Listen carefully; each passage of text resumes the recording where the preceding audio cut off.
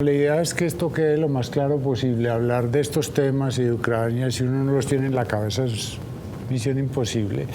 Y hablar de geopolítica sin mapas es como hablar de filosofía en el aire. Pues yo quisiera más bien como usar un mapa para que las personas entiendan. Entonces, esta es Europa, acá. Aquí abajo, este es el mar Mediterráneo, esta parte de abajo, no sé si se alcanza a ver. Y esto que ven de este color es Ucrania. Listo. Aquí está el Mar Negro, que es como una extensión que tiene el mar Mediterráneo. O sea, el mar Mediterráneo está acá abajo y se conecta con el Mar Negro. Listo. Y aquí encima está Ucrania. Y aquí está Rusia. Ahí yo creo que ya con eso más o menos nos ubicamos. Entonces, Rusia, Bielorrusia y Ucrania. ¿Listo? Bueno, entonces, cuando uno mira la historia de Ucrania, nos devolvemos siglos y siglos y siglos en el tiempo. Básicamente, esta región que hoy se llama Ucrania ha sido un área de influencia de dos entidades políticas.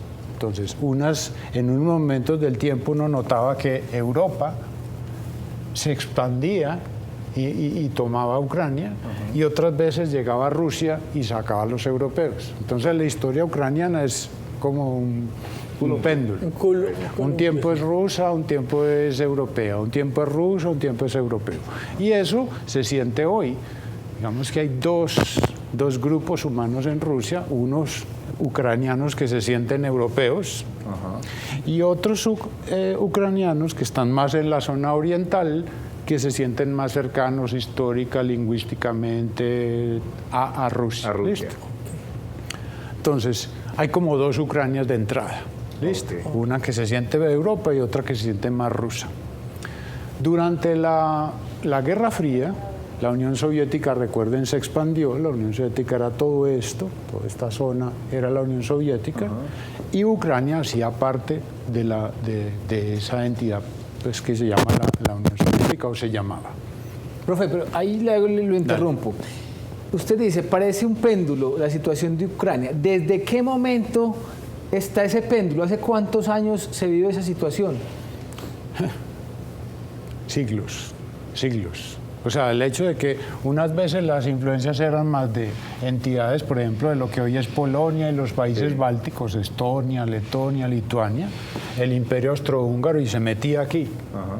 Y después llegaban los rusos y se metían. Entonces es como eso. Por ejemplo, en 1991, porque pues hay varias fechas allí importantes, pero en esa parte de la separación que es, digamos, como una de las principales fracturas. Listo, entonces la Unión Soviética domina todo esto en Guerra Fría. Cuando se termina la Guerra Fría, a finales de los años 80 y principios de los 90, todos estos países que pertenecían a la esfera soviética, la antigua Unión Soviética, esa Unión Soviética explota en pedazos, y todos estos países dicen, no, yo quiero ser yo solo y mandarme yo solo. Sí. ¿Cierto? Entonces Ucrania se estableció como una república independiente sin la influencia de Rusia. ¿Por qué? Porque esa parte ucraniana que no quiere ser rusa tiene unos antecedentes para ellos muy dolorosos. O sea, la relación de ellos dos no ha sido buena en el tiempo. El origen de Rusia históricamente es por aquí y se fue expandiendo. Entonces, ¿por qué se expandía Rusia? Primero porque esta es una tierra mucho más plana y más caliente, por ejemplo, para sembrar comida, que sembrar comida aquí arriba es misión imposible. Entonces esto se convirtió como una especie de granero para la Unión Soviética. Aquí se producía grano y la Unión Soviética, cuando necesitaba comida, incluso hasta se los quitó. En la época de Stalin, cuando hubo una hambruna en Rusia, Stalin se dijo, mi gente de Moscú se me está muriendo, necesitamos comida. Se fueron para Ucrania y le robaron físicamente y mataron de hambre a los ucranianos, pues les robaron a todos los campesinos la cosecha de granos. Y eso en el imaginario y en la historia de los ucranianos es inaceptable. O sea, hay unos ucranianos que no pueden... No lo olvidan. No lo olvidan y no quieren saber nada de Rusia. Entonces, Rusia se metía aquí por esa razón. Había una cosa de alimentación. Había otra razón de pura cuestión militar. La Unión Soviética es como un país continente, es enorme. Sí. Y es un poder terrestre en términos geopolíticos, pero aspiró toda la vida a ser una potencia marítima. Nunca lo pudo hacer por varias razones. Una, porque Estados Unidos no lo dejó. Pero la más importante era porque geográficamente le era imposible convertirse en una potencia marítima. ¿Por qué? Mire, no es que Rusia no tenga costas para desarrollar un poder marítimo, pues entonces tiene un montonón de costas en el Ártico, que es como no tener nada. Uno cómo va a poner la flota ahí si ya se mantiene congelado todo el año. Entonces por aquí no podía. Por este lado también intentaba, pero aquí en esta parte, esta costa solamente está descongelada 3 meses al año. Entonces tampoco. Entonces yo tengo descartado el Ártico, descartado el Pacífico. Tengo una opción. Miren que Rusia va hasta aquí. Este es el mar Báltico. Acá está. ¿Cierto? Aquí están los vecinos, está Finlandia, Suecia, Noruega, Dinamarca, Alemania. Este es el Báltico. Este mar se congela muchísimo menos que el Ártico. Entonces uno dice, bueno, entonces la flota la podemos instalar aquí. Pero esto tiene una limitación también geográfica, y es que yo que me gano poniendo la flota en el Báltico, sí, a mí la flota me sirve es cuando yo la puedo sacar a hacer cosas. Si yo tengo mis barcos y los tengo que sacar, yo tengo que pasar por aquí. Y aquí, pues esto, aquí tiran un topolino y esto queda tapado. Entonces yo no puedo comprometer tampoco el grueso de la flota en el Báltico. Entonces fíjense, la única opción a un país del tamaño de Rusia, las únicas aguas que no se le congelan es el Mar Negro. Y aquí está Ucrania. Entonces, para la Unión Soviética, además de que era un sitio de comida, era clave en términos militares porque este era el único sitio para poner la flota soviética. Listo. Profesor, cuando Ucrania dice nosotros nos vamos a mandar solos, queremos ser una república, ¿eso quedó legalmente constituido? Sí. O sea, ¿quedó firmado o fue de palabra, bueno, ustedes para allá y nosotros para acá? Eso quedó establecido porque como la Unión Soviética perdió y colapsó y quedó demostrado que se empobreció, pues no tenía alientos para decir, no, no podía hacer nada. O sea, eso quedó claro que ellos perdieron. No se independiza. Entonces, ¿qué pasa? Apenas la Ucrania se independiza cuando colapsa la Unión Soviética, la mayoría ucraniana dice, ya no estamos bajo la esfera rusa, ¿por qué no nos conectamos con Europa?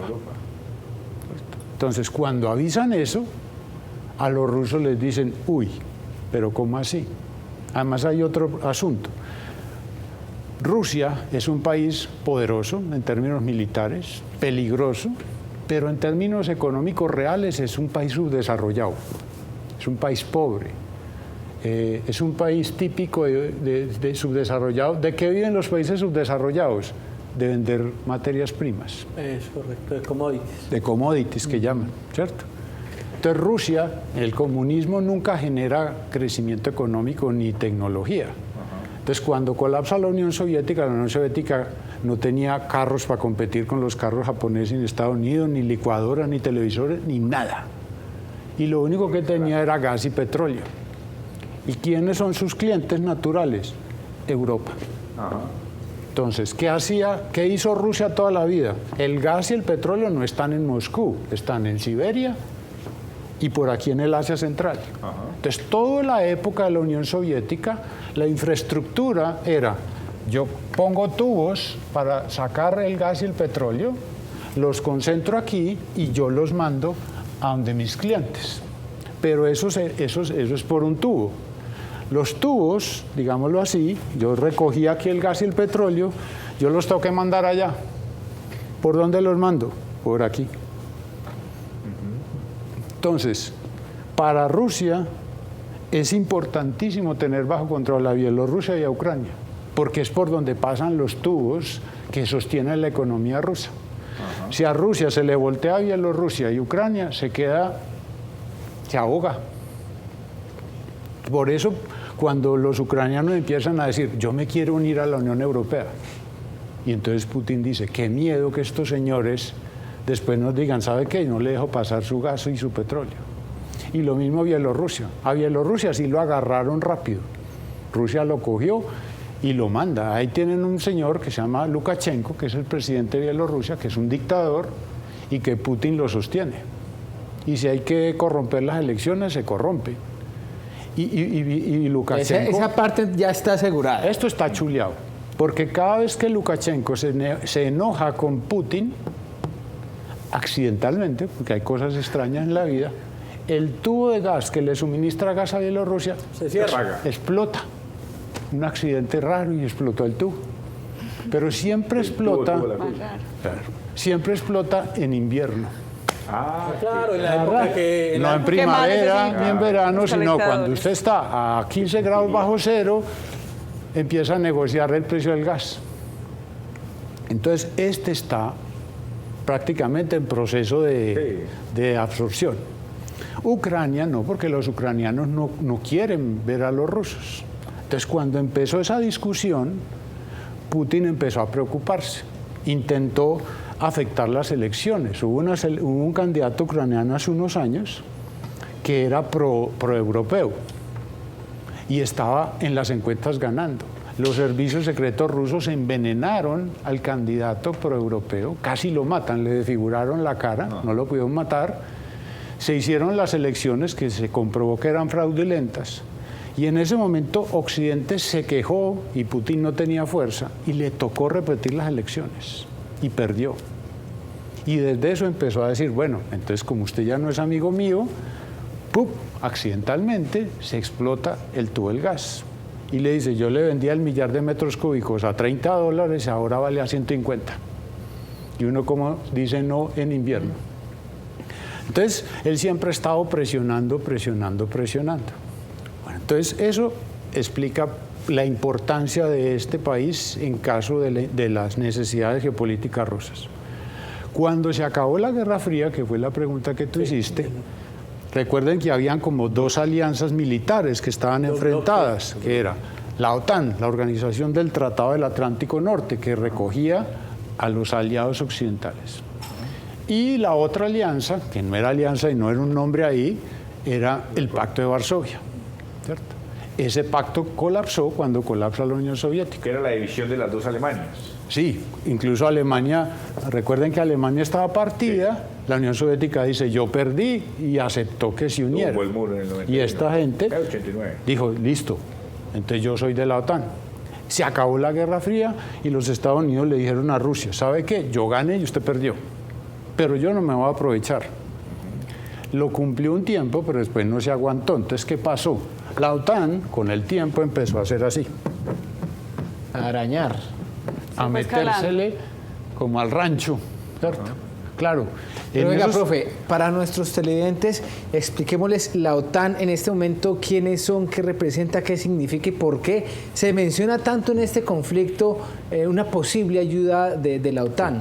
La OTAN es la organización militar que se conforma durante la Guerra Fría de parte de los Estados Unidos y sus aliados para combatir en términos militares a la Unión Soviética, que era su enemigo. Entonces están todos los aliados de Estados Unidos, ¿cierto? Que básicamente es Europa. Europa Occidental. Europa Occidental, y esa era la OTAN, ¿cierto? Pero cuando... ¿La OTAN no es también la conocida como los cascos azules o cascos blancos? No, los cascos azules son un organismo, digamos que temporal, que tiene Naciones Unidas.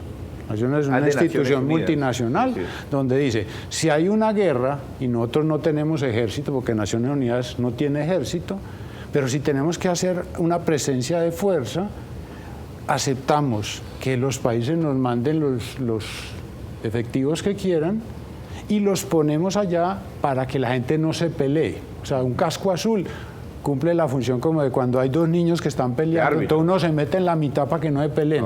Esos son los cascos azules. Pero ese es un ejército, entre comillas, que es temporal. O sea, los países le dicen, vea, usted necesita morder, yo le presto estos dientes, un ratico, vaya, muerda, y después me devuelve la caja. Pero es una cosa muy coyuntural. Este era un pacto para derrotar a la Unión Soviética. Cuando se termina la Guerra Fría, la OTAN dice, yo no voy a crecer más, pero después empezó a moverse. Además, ¿por qué? Porque estos países que estaban aquí, que pertenecieron a la Unión Soviética, dijeron, es que yo también quiero estar en la OTAN.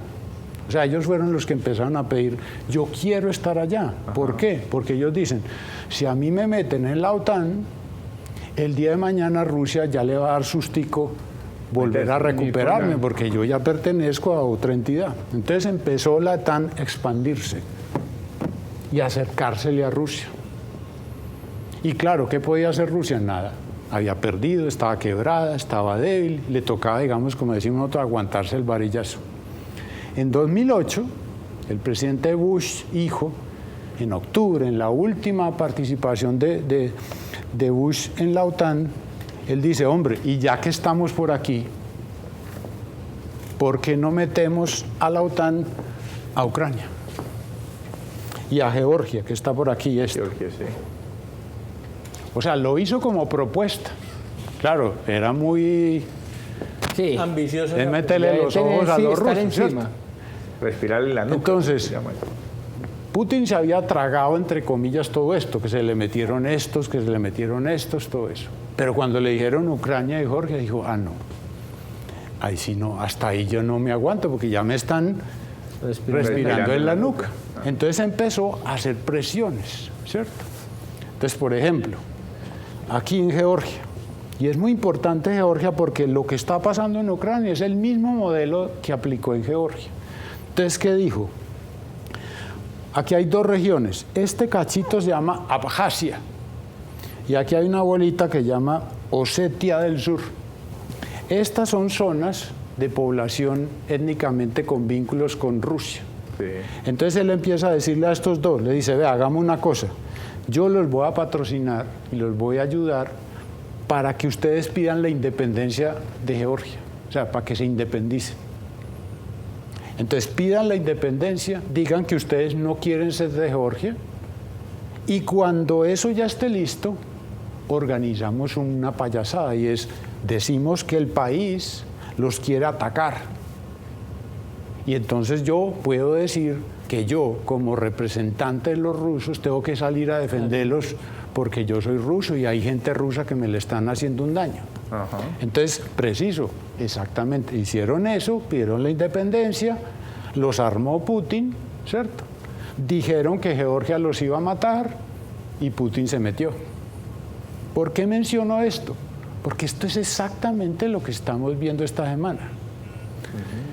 En 2014, cuando Ucrania seguía diciendo yo quiero estar en Europa, yo quiero estar en la OTAN, Putin se puso nervioso porque dijo, yo tengo la flota mía aquí. Mínimo, yo tengo que asegurar que este es el sitio de la flota, esto se llama la península de Crimea. Digo, esto yo no puedo dar el lujo de que esto se me voltee, se me vaya. Entonces en 2014 Putin invadió la península de Crimea. Se la tomó sin permiso. Claro, él no manda soldados rusos, sino que manda a unos mercenarios, una compañía que se llama Wagner, la compañía Wagner. Hacen el oficio y se quedó. ¿Y quién puede hacer? Nadie dijo nada. ¿Y quién se iba a meter acá?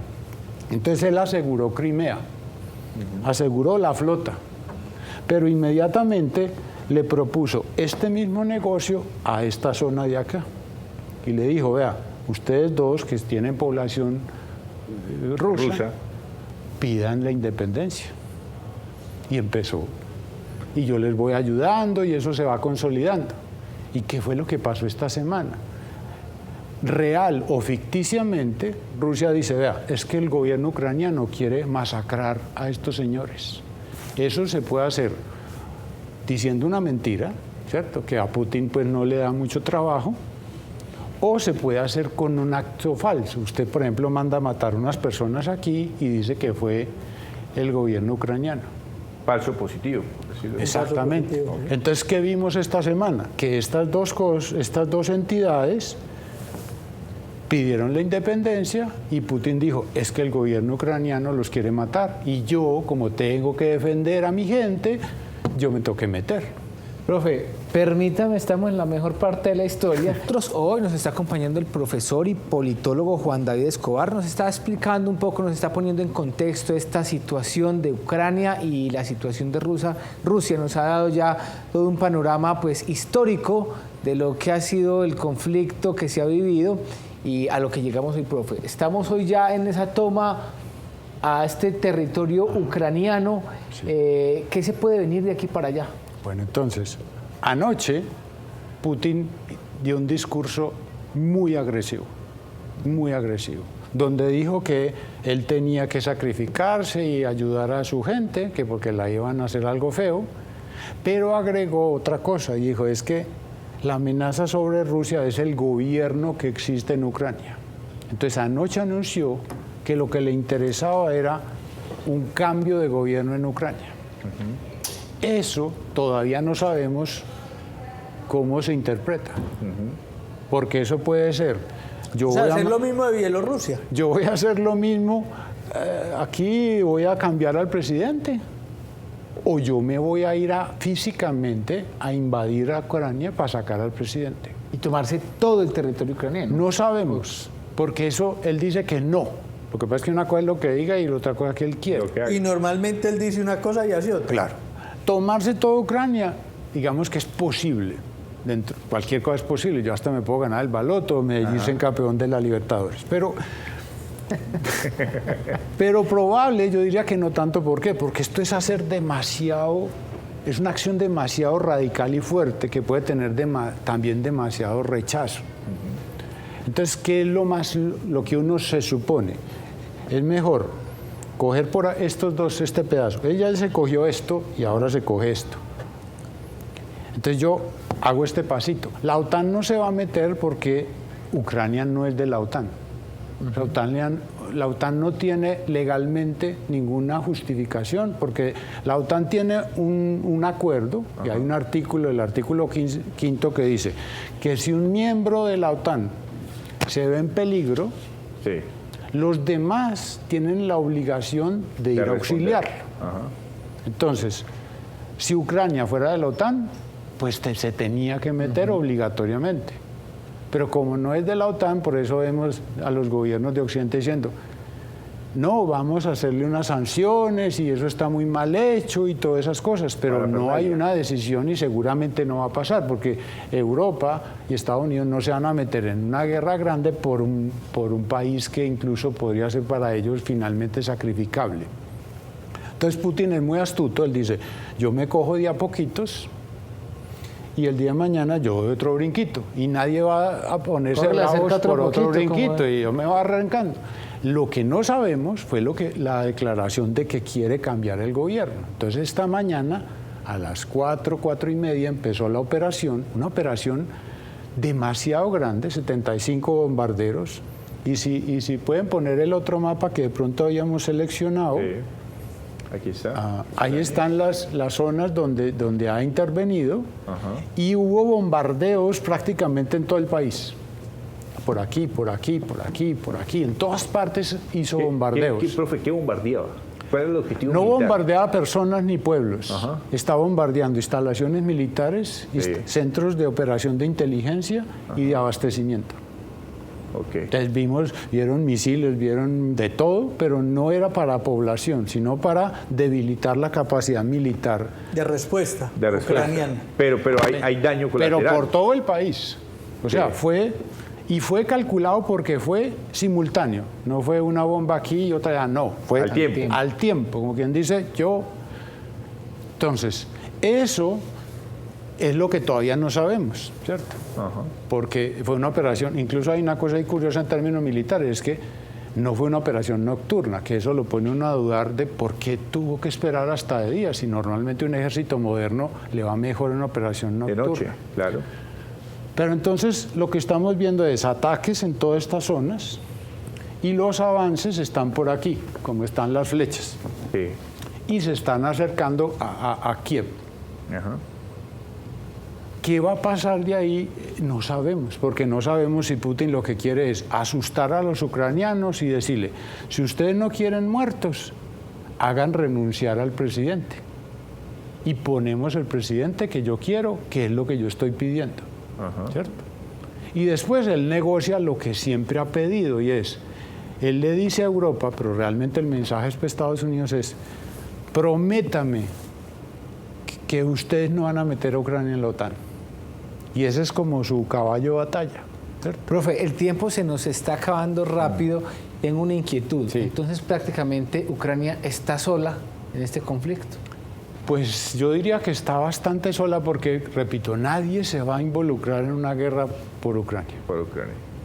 Le van a ayudar, le han mandado armas, le van a mandar seguramente inteligencia o información, Puede muchas ser cosas. como una nueva Vietnam, a la inversa.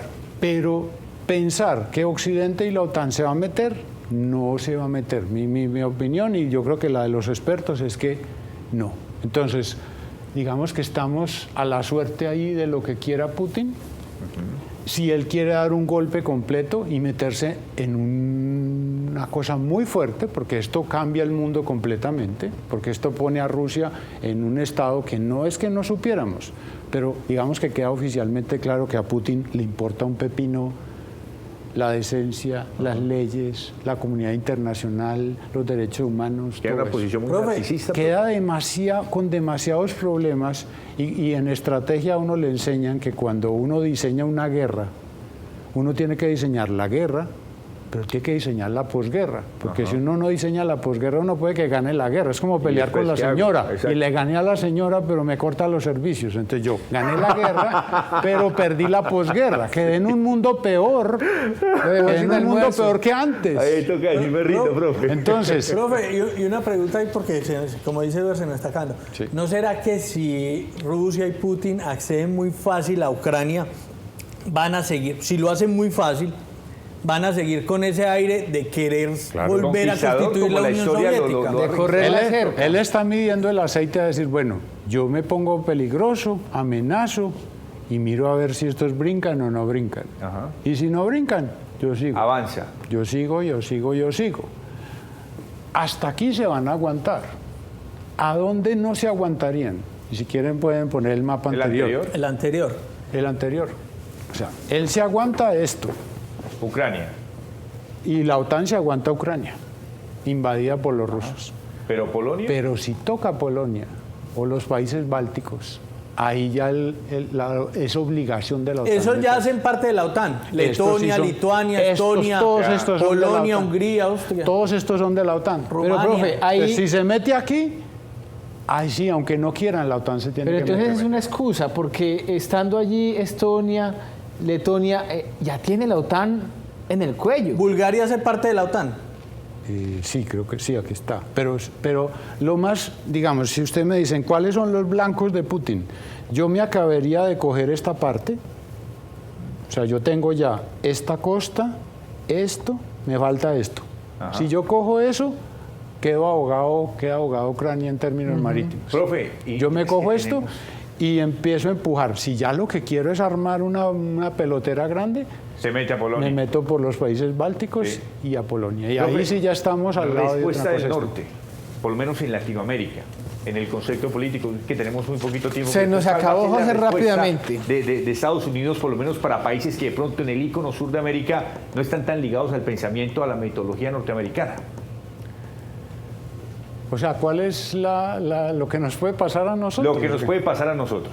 A ver, esto es un poco más indirecto, pero ¿a qué es lo que estamos viendo? La concepción rusa es, ustedes se me están metiendo al rancho y me están jodiendo la vida, digámoslo en unos términos. Entonces Putin dice, como a mí me están respirando en la nuca y me están molestando con vecinos, y eso es Estados Unidos, yo voy a hacer lo mismo. Me le voy a meter al rancho y le voy a apoyar a los que no quieren Estados Unidos. ¿Cómo se llama eso? Venezuela, Cuba, Nicaragua. Y ahí nosotros pagamos el pato. Sí. Porque vamos a ver, en caso de que se tensionara, un aumento de la presencia y la injerencia rusa, que ya la vimos evidentemente en los bloqueos de marzo y abril del año pasado. Toda esa guerra cibernética y de medios, eso no fue la primera línea, esos son hackers rusos. Y eso sí se podría complicar, particularmente para las elecciones que se avecinan.